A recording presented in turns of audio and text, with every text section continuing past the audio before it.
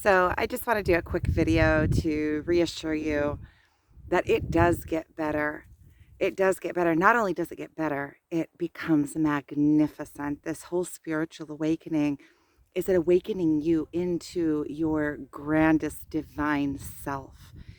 And there's so many of us now. There's so many on the spiritual awakening that are in pain, that you are in, or that they are in the depth of it.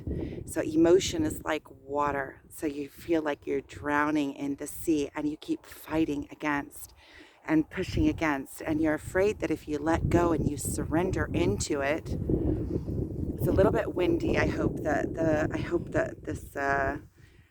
the sound is okay on this. I should remember to bring a microphone.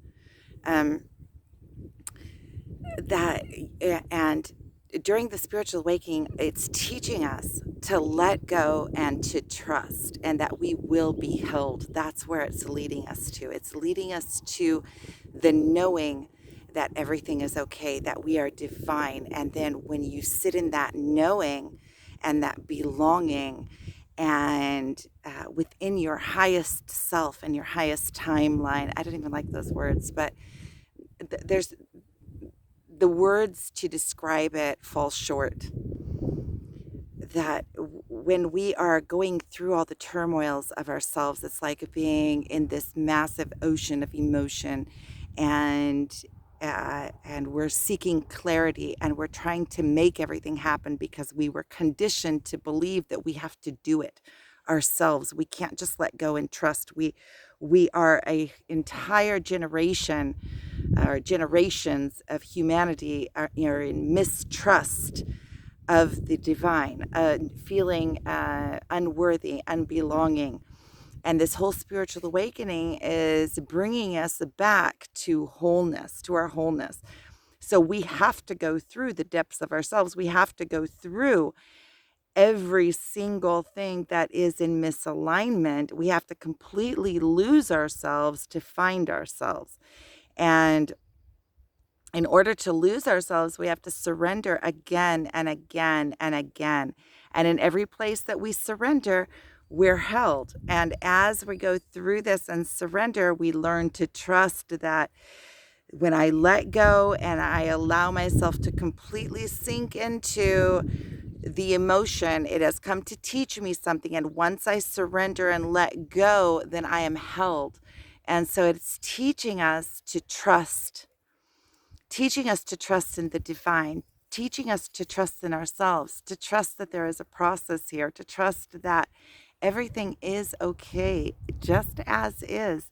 The emotions are emotions that are ours. We attach the emotion to the situation based on what we believed or perceived to be true about it, but it all is just cause and effect.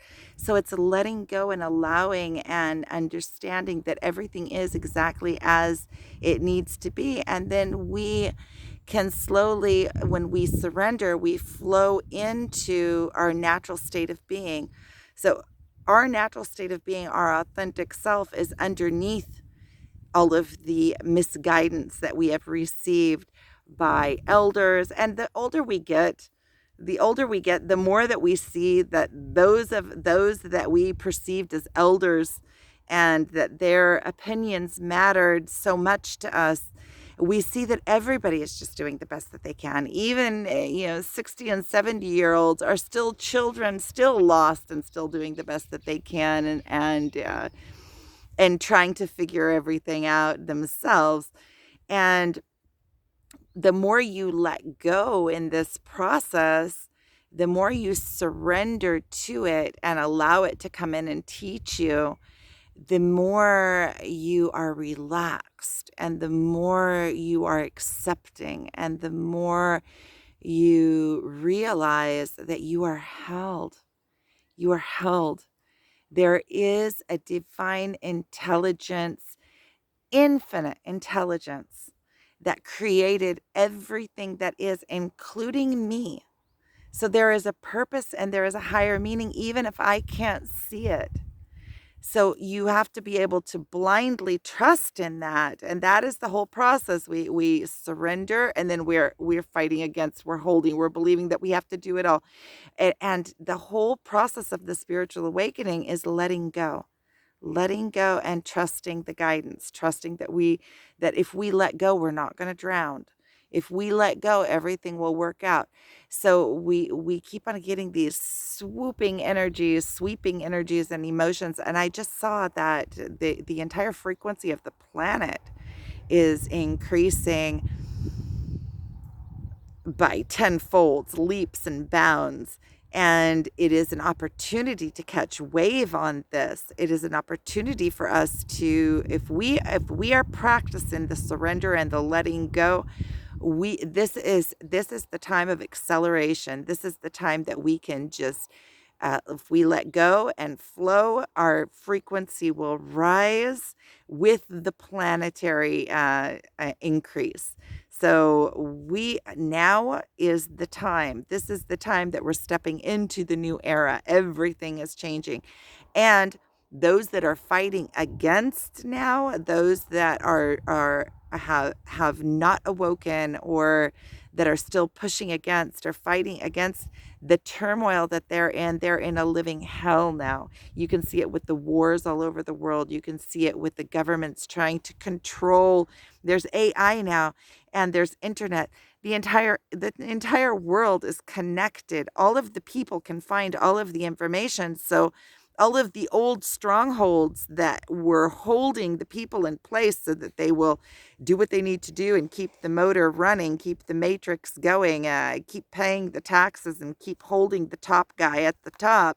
Everything is crumbling now. People after Corona was worldwide. People's lives got turned upside down. And when people's lives get turned upside down, what happens? They start seeing that there's other ways.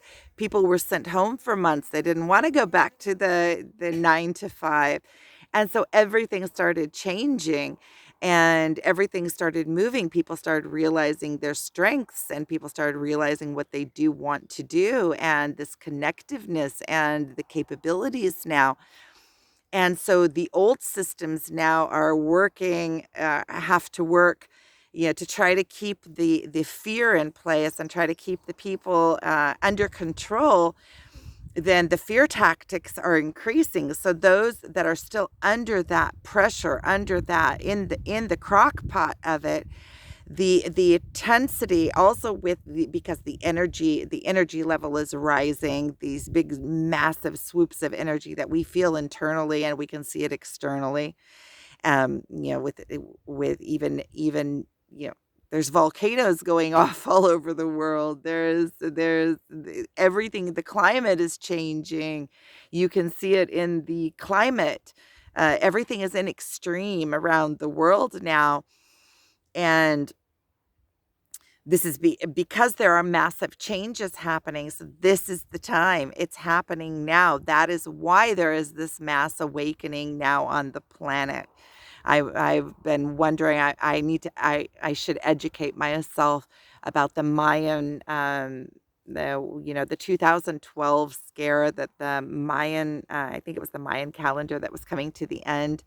And I can see in myself that was a crucial pivot point. There was something there that happened. That was the instigator. That was the time of when everything started changing in my own personal life, and I see it around the world with all sorts of people that I speak with. That was a time of shifting. But now is a time for extreme change. And so if you are in the thick of it and you are in the pain stage of this, then I just want to reassure you that it gets so much better. Not only does it get better, it gets like sweet, and you become, as you go through this and as you learn to surrender. Surrender isn't weakness, surrender is strength.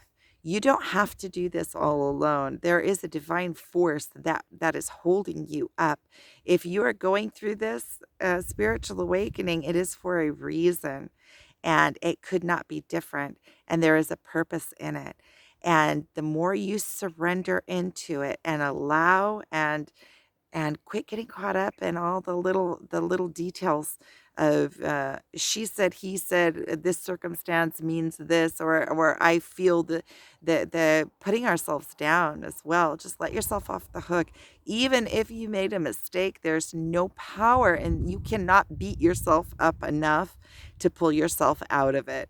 So it's exactly the opposite, to see yourself as you would see somebody else and have compassion for them and understand that they're doing the best that they can, and do the same thing for yourself, especially for yourself, because what you tell yourself about you, you are reinforcing. So if you are telling yourself that you are this or that, you're reinforcing it. So tell yourself good things about yourself. Tell yourself that you're doing the best you can, and surrender.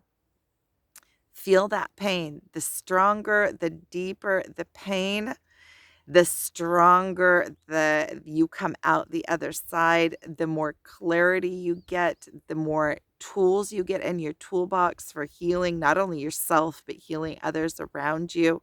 And you can serve as as a tower light for others.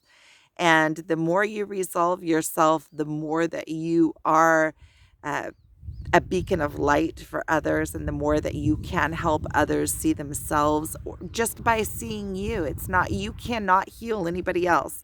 You can be an example. You can shine the light for others. You can shine the light even for them, for others.